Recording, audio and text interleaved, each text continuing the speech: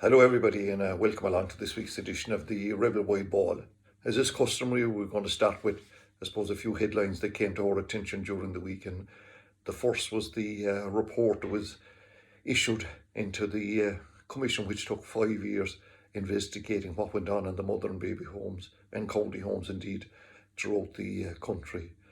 And aside from everything else, the reading through some of the posts was with such a sad indictment on not alone the church and the state, but I would think on society in general. And I know that when you blame everyone, you blame nobody, but the role of the church and the state is obviously the dominant headline-seeking stories that will be brought to our attention.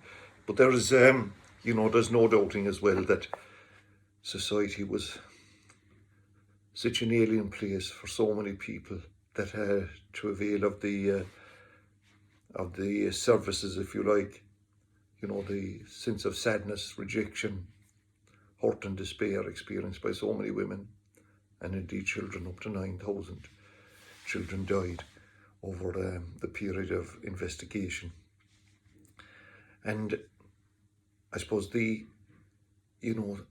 main aspect of it was that, reading through it, is that these people, these women in particular, wanted recognition for the fact of what happened to them, that it was at least made public. What it will do for their lives, I'm not too sure. But at least now it's out there. And I know that in this country, maybe we'd have a habit of segregating history into different compartments as to what would suit us. We like maybe to talk about the history of the struggle in this country, the armed struggle, if you want to call it that. I think that's more popular than the one that maybe looks into the life and soul of a lot more people than just a select few, the opposition, if you like. When you're talking about the struggle, you're talking about another country. But this is talking about ourselves and our own institutions and maybe our own attitudes to people. Catherine Corliss, that Tuam-based historian, my God, is she such an incredible woman, that she fought this battle to get this commission up and running. And whereas there's many faults, I presume, in it, and for one moment I can't say that I know an awful lot about the report, except from reading through a few sections of it. But at least now there's recognition of the incredible, I suppose, sadness that was visited on these people. There hopefully will be restitution. There'll also be access to records, and that there would be also efforts made to facilitate proper burials of the babies and the children that were buried, in some cases in such a cruel fashion. There's no doubt the report itself was an indictment of, and like over a long period from the 20s right up to the 90s, it certainly doesn't reflect well on a lot of what is happening in both from the state, from the church. And maybe it was a case of somebody said that a lot of people were a little bit too concerned about being religious and forgot to be concerned about real Christianity. Elsewhere, we have the news coming through that progress has been made in terms of reopening of the schools, particularly for children with additional needs. And again, this is a cohort of children, and thankfully there are support groups out there that are fighting their cause. And it would appear now that the unions involved and the management are putting plans in place that will see schools opening on a phased basis for these children, because these services are so badly needed from next Thursday on. And that's obviously to be welcomed. Another story that captured the headlines were Fine Gael's decision to allow back in the Bó Buachaillí who were involved in the golf gate. There was 3 senators, including Cork's own Jory Buttimer. The party whip was removed from them, and that's another way for saying they were thrown out the front door. They're now back in. But no reflection on the guys and ladies that are there now, but I often wonder, when we did get our chance to get rid of the Senate back in 2013, there was actually 42,500 votes decided it. 51.8% were for the retention of the Senate and 48.2%. I really don't know what is there for, to be truthful about it. You know, at the time we were told that there was a grave danger maybe that the Dáil would get out of hand and that bills would be passed. But like, I think we have enough democracy in this country. We have our local authorities, we have Dáil Éireann, and we have a president. Do we really need a Senate? I know some of our senator friends will not be too pleased with that particular scenario. And during the week in Irish hospitals, you know, talking to a few people involved, they just use one word: absolute carnage.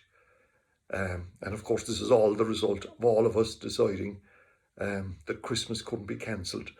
And it's, I mean, all the people that came out that, you know, shops had to open, you know, pubs had to open, restaurants had to open. My God, they're after disappearing into the undergrowth. But we were all part of it.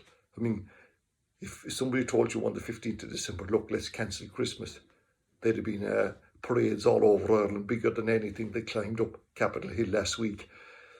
So yeah, but sadly, it took 9 months later. Maybe we have a better understanding now that when you have cases, there's going to be hospitalizations, there's going to be ICUs and deaths. Thankfully, the numbers are coming down. And with news of the vaccine, I know there's kind of confusion or conflicting reports as to, you know, how long it will be before people are vaccinated and all of that. But look, that has to be viewed as good news. And thankfully now, and hopefully, numbers will continue to decrease. Mentioning the vaccine, I was somewhat amused maybe that, you know, you had certain groups making cases for maybe teachers should be moved up the scale, the league table, students, leaving cert students.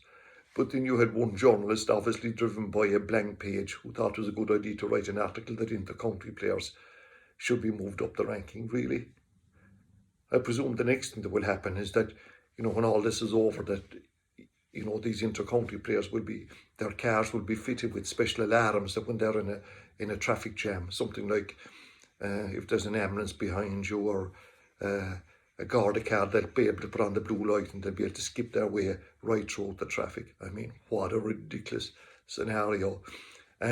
Talking about inter-county teams, last week I was talking to you about Down, and at that stage I hadn't realised that the Cork Senior footballers were involved in breaking, and I'm not talking about the COVID regulations. I'm talking about the scenario that was put in place where the GA decided that there was going to be a closed season, which was so important. You know, they've now divided the year into the county and the club, and a vital part of that was that players would have a closed season. So the GA closed it down, and a number of counties, including Cork, decided to break it. And I have absolutely no sympathy. It shouldn't have happened. I'm not interested, nor are you, in hearing excuses as to that this was conforming. It wasn't, full stop. Poor old Donald, he's not going quietly, and he's now achieved a bit of a record. He's after getting the 2 in a row, 2 impeachments in a short period of time. Hopefully by this time next week that he'll be, after moving further out of our, I was going to say the back of our brain, but that he'll be gone somewhere out of our way. Staying with the GA, the Cork Minors selection committees were announced earlier on, and the minor footballers, there's a few changes there, and I think it's good that they're, you know, that the county board now are bringing up management teams that were in place down the line at under 14, 16 and so on. Now some people are going to dispute that, but the minor football team, for the minor football management for this particular year, Michael O'Brien is the manager. He was in charge, I think, of Ballincollig in 2014. Really good guy and a good coach. Joined by Danny Cronin, who's a lot of involvement at underage development squads. He's from St Mary's GA Club in West Cork. Gary Sheehan from Carricktool, I'm not too sure was he involved in the Piercy in another life or not.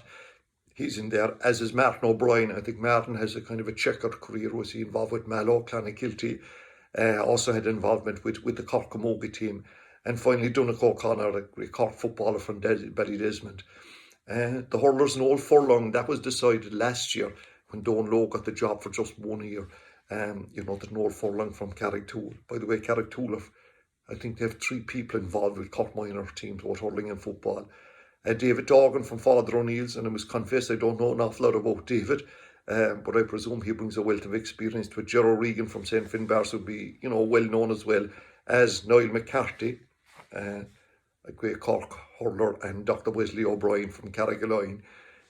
For the hurlers, obviously the desire is to win a Munster Championship and probably go on and win an All-Ireland. For the footballers, it's probably a little bit less, I won't say less, but can they stop the 9 in a row?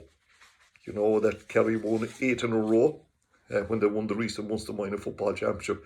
Well, that's what's ahead now from the that's the task ahead of the Cork minor teams, and we wish both of them the very, very best of luck.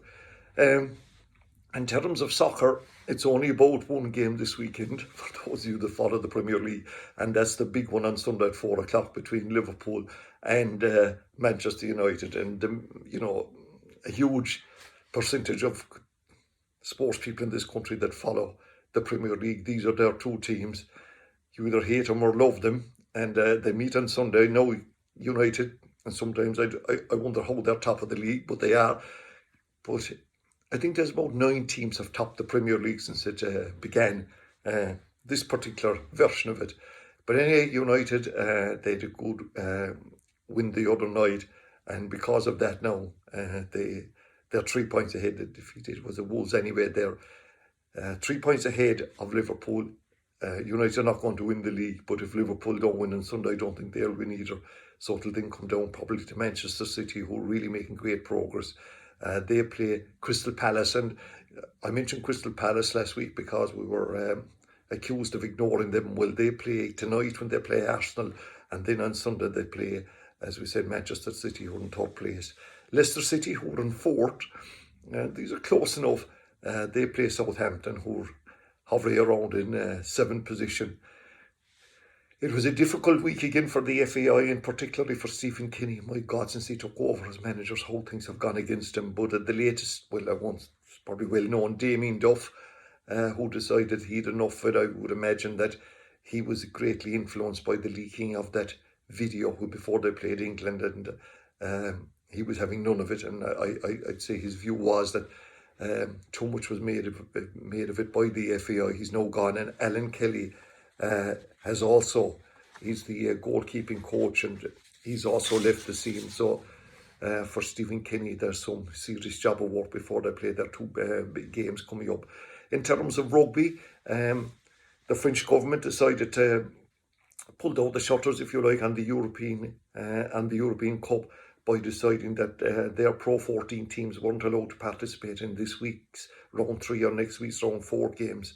And that means, I'd say, that they're going to leave it there for a while and maybe come back and take 16 of the top teams and play it on from there. But yeah, it was another indication that of the dangers of this particular virus. I saw somewhere where at the Six Nations, that's going to go ahead, and the first game of that is going to be on February the 7th. Oh, by the way, I should have mentioned, of course, that the fact there's no major rugby game this weekend, but next weekend on Saturday week, the rescheduled game between Munster and Leinster in the Pro 14 will take place, and that would be an opportunity for Munster maybe to get one over Leinster. They haven't beaten for quite a while, but we can mention that next weekend again. The word that they use now for sport is that there must be serious evidence that there's a biosecure environment. Yep. And the fact that they were able to play the Nations Cup, they remember that back around October and November, and that there was no major cases, gave the impression, and I suppose reality as well, that rugby can operate in a biosecure environment. So we'll be wondering now what is going to happen in terms of when things will reopen up. In terms of the GA, will the league actually start at the end of February? But it's too early to talk about that. And the main thing at this stage is trying to get those numbers down. To end, I suppose, on you'd call it a sad note. Earlier today, we learned of the passing of Eamon Ryan, who was a most unique and incredible man. You know, he was a native of Watergrass Hill, Glenville. He was a primary teacher down there, and earlier on met a lady, like, I know she probably maybe 60 odd that way, and she had him as her teacher, and she just said he was a wonderful individual, and that everybody in that neck of the wood loved Eamon Ryan. I suppose most of us know him, would have got to know him because of his prowess. He was a great player, but he got involved in coaching at a young life, and he has incredible success in both hurling and football.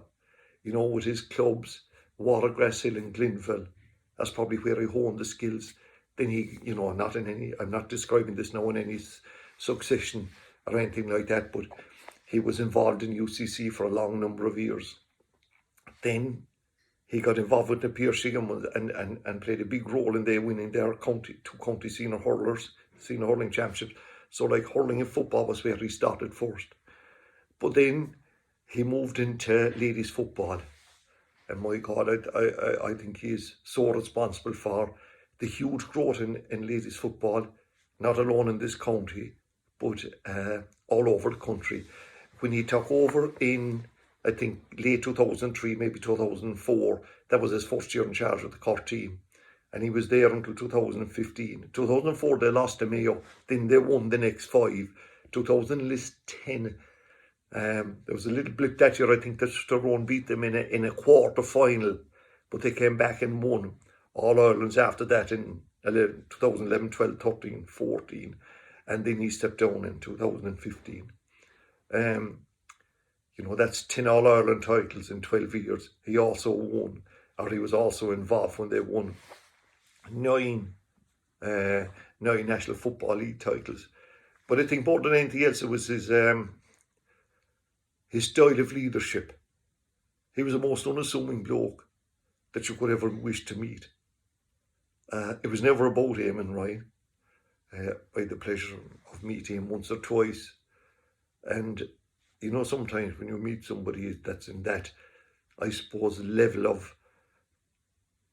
of expertise, you're kind of a little bit in awe of them. But Eamon created a setup that it was never like that. It was never about him. And I suppose his incredible knowledge of coaching right across the two codes and the two genders, coupled to his, more important than this, is people's skills, his level of humility.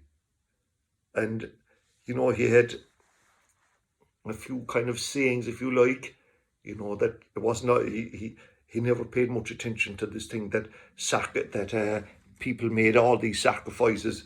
That wasn't part of it. You know, he said they made winning choices. And I think it was, I don't know, I'm trying to think, was it Breach Corkery that made the comment about him, that his attitude was, his philosophy in terms of preparation was small heads and small asses. But that's probably a very simplistic view. But I do think that he had an incredible influence on so many people. And I know that there are a lot of tears being shed in many parts of Cork in particular today because of the influence he had on their lives outside of sport. He was a man, a one in a million, I would suggest, in terms of coaching, a real unique and a special genius. You know, he was, as I said, a native of Watergrass Hill and the Glenville area. Then a few years ago, he moved to Ballingeary. His wife Pat was from that neck of the woods and settled in there. Got involved with that club, and I'm sure they have great stories and to tell about the success he's brought to them.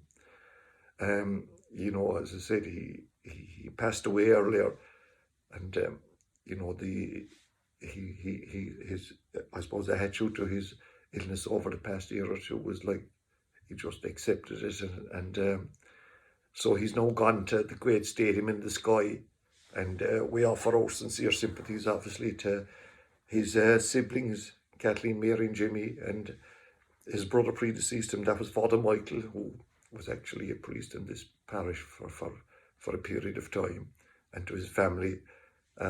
They will be the people that will miss him most.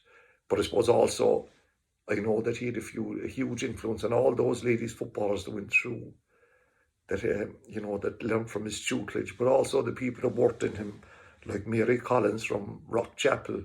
She was the manager earlier on, and Justin McCarthy from where he ended up living in Ballangarrig. Then you Frankie Honahan from Dunamore, Noel O'Connor from Inch Rovers, and Pat O'Leary was also involved. These are people that I know are I suppose, sad at the passing. So yeah, he was, no words of mine are going to describe what kind of a person he was, but he left his mark on so many parts of what is good about our country. And I started earlier on talking about very sad news and about institutions that let people down. Well, in Eamon Ryan's case, he was all that was good about society as a mentor, as a coach, and as a wonderful person. So, and I know I don't have to ask the Lord to have mercy on his most gentle soul. So until the next time, mind yourself and take care.